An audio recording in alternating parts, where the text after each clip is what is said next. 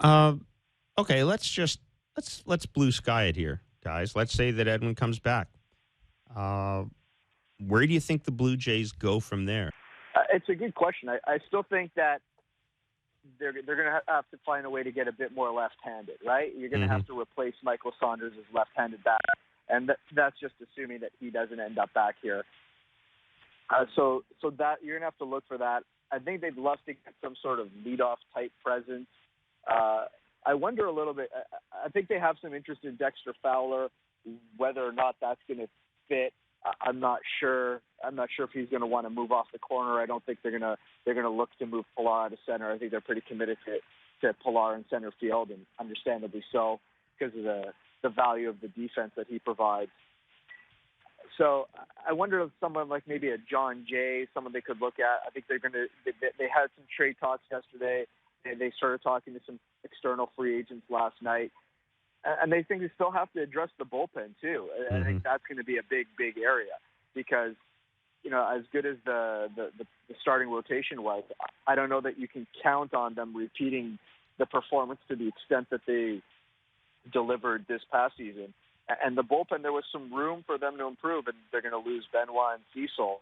So those are two big pieces to replace, obviously. So I think that's sort of where they shift to. We know that in the past they've had a small amount of interest in Neil Walker. I don't know the extent of it, but certainly it's been talked about in the past. He is a free agent. I believe he did get a qualifying offer.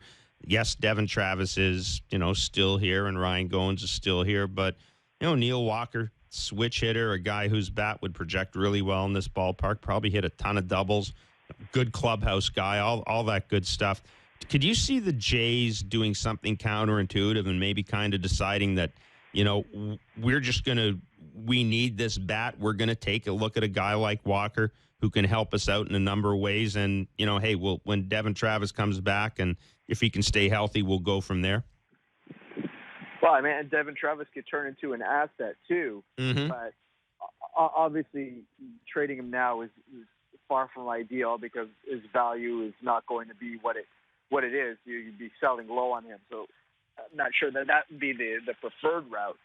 But I think there's going to be, or at least there's room for a lot of creativity with all the different openings and how you juggle and ultimately it's who are you going to get that you feel is going to make the biggest impact. A switch hitter is certainly something they could use, right? And Mm-hmm.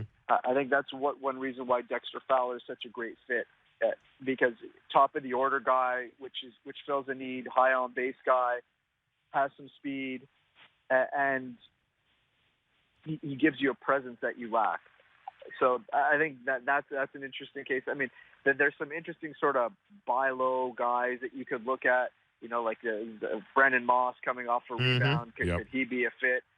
Josh Reddick, if you're spending a little bit more as a left-handed platoon guy, you could find fewer guys who hit righties as effectively. So, there are a number of ways that they can go in that. And I think it's going to depend on what sounds trite, but what presents itself to them.